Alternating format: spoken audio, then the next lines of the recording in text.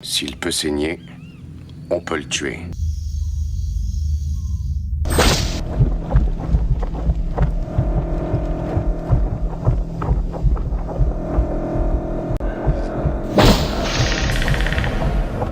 Après la sortie de Rocky IV en 1985, les dirigeants d'Hollywood ont plaisanté en disant que puisque le héros de la saga Rocky avait vaincu tous les adversaires terrestres, il devrait combattre un extraterrestre si un 5e épisode de la série de films de boxe devait être réalisé. Les scénaristes Jim et John Thomas ont vu un certain potentiel dans le concept et ont écrit un scénario basé sur la blague. Le concept original impliquait un certain nombre de chasseurs extraterrestres différents venant sur Terre pour chasser diverses créatures. Mais cela a rapidement été réduit à un seul extraterrestre. L'emplacement en Amérique centrale a été choisi à la suite des actions militaires américaines en cours dans la région à l'époque. Le script initialement intitulé Hunter était devenu la base de Predator. Comme les frères Thomas étaient des scénaristes encore peu crédibles à Hollywood, ils ont eu du mal à attirer l'attention sur leur projet de film et ont finalement réussi à le glisser sous la porte du producteur de la Fox, Michael Levy. Levy a été séduit par l'histoire et a recommandé le scénario à Joel Silver qui, sur la base de son expérience avec Commando, semblait être le bon choix pour transformer l'histoire de science-fiction vintage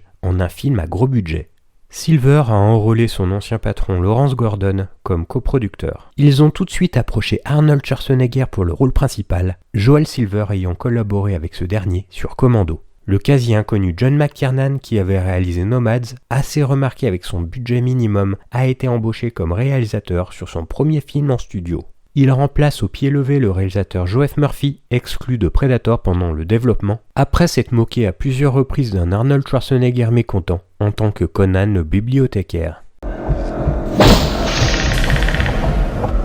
À la tête d'un commando spécialisé dans les missions à risque, le major Alan Dutch Schaeffer est envoyé au cœur de la jungle d'Amérique centrale afin de libérer 3 otages dont un ministre séquestré dans un camp de guerrilleros. En chemin, le groupe découvre des corps atrocement mutilés de soldats américains, membres des Bérets Verts. Alors qu'ils se replient après avoir accompli leur mission, Dutch et ses hommes deviennent les proies d'une mystérieuse créature. Aux côtés de Schwarzenegger pour jouer le groupe d'élite de mercenaires, Silver et Gordon avec le coproducteur John Davis ont lancé un casting pour d'autres hommes d'action plus grands que nature, comme Carl Weaver qui avait été mémorable en tant que boxeur Apollo Creed, Jess Ventura ou Bill Duke qui a partagé la vedette aux côtés de Schwarzenegger dans Commando. En faveur de l'auteur du blockbuster L'Arme Fatale de Joel Silver, le studio a embauché le scénariste Shane Black non seulement pour jouer un rôle de soutien dans le film, mais aussi pour arranger le scénario. Bien que Blake lui-même insiste sur le fait qu'il ait écrit très peu du produit fini. Avant le début du tournage, les acteurs principaux ont suivi un programme d'entraînement exténuant dans la jungle pour les aider à représenter les soldats des forces spéciales. L'artiste martial belge Jean-Claude Van Damme a été initialement choisi comme la créature Predator. L'idée étant que la star de l'action physique utiliserait ses compétences en arts martiaux pour faire du Predator un chasseur agile et ninja. Par rapport à Schwarzenegger, Weaver et Ventura, des acteurs connus pour leur régime de musculation, il est devenu évident qu'un homme plus imposant physiquement était nécessaire pour que la créature paraisse menaçante. De plus, il a été rapporté que Van Damme se plaignait constamment du fait que le costume de monstre était trop chaud, le faisant s'évanouir. Il aurait également exprimé ses réserves à de nombreuses reprises concernant le fait qu'il n'apparaîtrait pas devant la caméra sans le costume. Van Damme a été enlevé du film et remplacé par Kevin Peter Hall. Ce dernier, avec ses 2,20 m, venait de terminer Harry L. Anderson dans le rôle du Bigfoot. Le costume de monstre original conçu pour le film était très différent du produit final. Le monstre original était une créature disproportionnée et maladroite avec une tête de cafard. Après que Van Damme ait été retiré du film et que des problèmes financiers ultérieurs avec le studio aient failli entraîner l'arrêt du projet, McTiernan a commencé à chercher un nouveau studio d'effets spéciaux pour gérer la conception du monstre Predator. Schwarzenegger a suggéré son ami Stan Winston avec qui il avait déjà travaillé sur Terminator. Lors d'un trajet en avion vers les studios Fox aux côtés du réalisateur d'Aliens, James Cameron, Winston a esquissé des idées de monstres. James Cameron a suggéré qu'il avait toujours voulu voir une créature avec des mandibules qui était devenue une partie du look emblématique du Predator. T'as pas une gueule de porte-bonheur.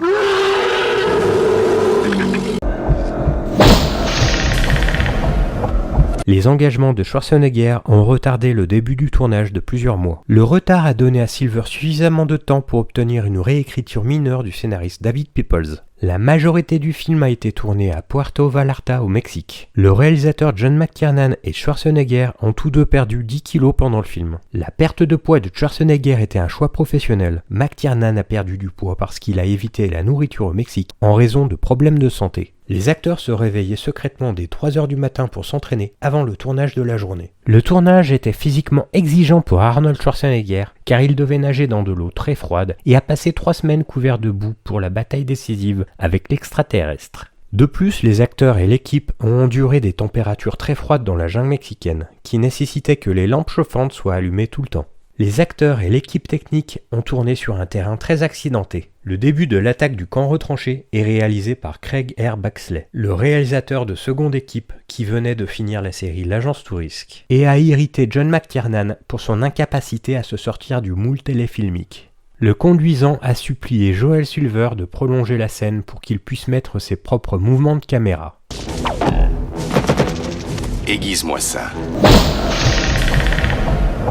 L'apparence du camouflage actif du Predator avec ses nombreux contours vagues dans la forme de la créature est venue à Jim Thomas dans un rêve. L'effet a été obtenu en faisant jouer Hall dans une version simplifiée du costume Predator qui était de couleur rouge vif parce que c'était le plus éloigné du vert de la jungle et du bleu du ciel. Le rouge a été supprimé à l'aide de techniques d'incrustation, laissant une zone vide. La prise a ensuite été répétée, utilisant un objectif 30% plus large sur la caméra. Lorsque les deux prises ont été combinées optiquement, la jungle de la deuxième prise a rempli la zone vide. Parce que la deuxième prise a été filmée avec un objectif plus large, un vague contour de l'extraterrestre pouvait être vu avec le paysage d'arrière-plan se pliant autour de sa forme. Le sang rougeoyant a été obtenu par un liquide vert provenant de bâtons lumineux utilisés par les campeurs et mélangé avec un lubrifiant personnel pour la texture. John McTiernan livre un film fortement influencé par le cinéma européen et la forme filmique de John Milius sur Conan le Barbare. Violence graphique, fragilité du héros musculeux et invincible. La mise sous tension du spectateur dans ce film est liée au fait de montrer un ennemi rôdant invisible. Ce pari est réussi par McTiernan grâce à ses mouvements de caméra fluides et son refus de découpage téléfilmique en vogue à l'époque. Plan large, chant contre chant pour les dialogues et une action faite étape par étape en une suite de gros plans. Predator a extrêmement bien vieilli, étant donné que l'action se déroule dans la jungle, il n'y a pas de repère visuel permettant de situer la période ou l'année où se déroule l'action, ce qui en fait un film intemporel. La photographie est très bien orchestrée et le rythme est excellent, laissant la part belle à l'action.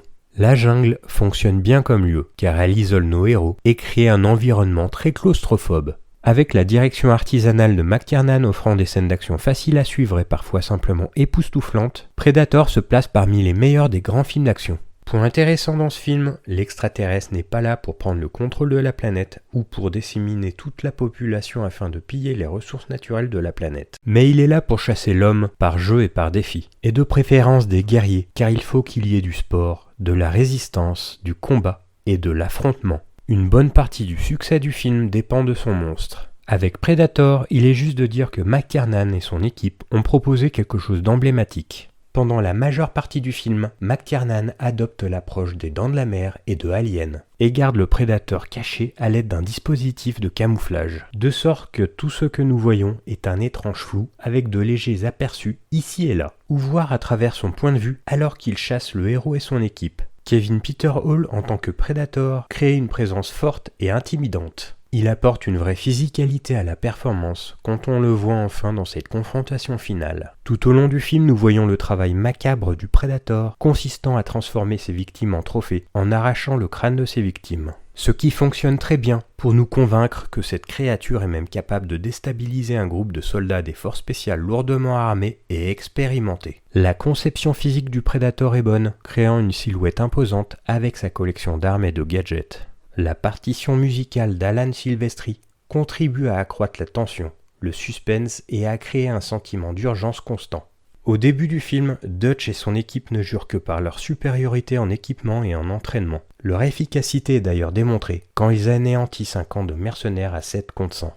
Ensuite, ils sont attaqués par le Predator, qui use lui aussi d'une technologie qui les dépasse. Première indication qu'il n'est qu'un reflet d'eux-mêmes. Face aux monstres qu'ils combattent, l'équipement qu'ils ont à disposition est inutile. D'où la mythique scène dans laquelle 20 hectares de forêt sont réduits en poussière par leurs tirs. À la fin, Dutch sera dénudé dans la douleur de tous ses attributs de mâle et réduit à ne plus utiliser que des armes préhistoriques. Arc, lance, camouflage en boue. Dutch va affronter un monstre de manière bestiale, en devenant un lui-même.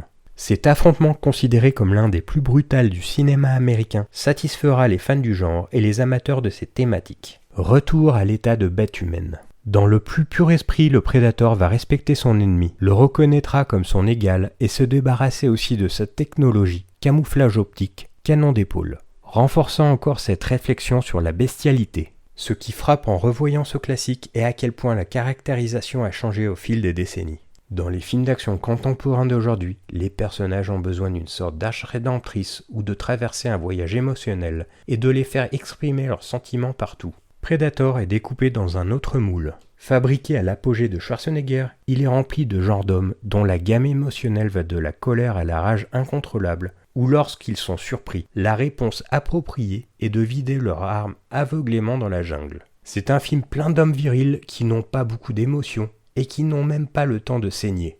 De plus, dans la culture cinématographique d'aujourd'hui, où les studios tentent de faire appel à un public féminin pour leurs films d'action, McTiernan, lui, n'avait pas cette inquiétude, n'ayant qu'un seul personnage féminin principalement là pour être sauvé et donner une exposition importante. Ce film parle donc de la testostérone. La filmographie du réalisateur John McTiernan pourra être définie par l'expression simple et efficace. Non pas parce qu'il a soigneusement choisi ses projets et les a réalisés avec une attention obsessionnelle aux détails, comme le faisait Stanley Kubrick, mais simplement parce que tant qu'il travaillait bien. Son cinéma a apporté beaucoup, et depuis ses déboires juridiques, avouons qu'il manque au 7e art. Il réalisera à la suite une figure de proue du cinéma de genre et un des meilleurs films d'action de tous les temps, un certain Die Hard.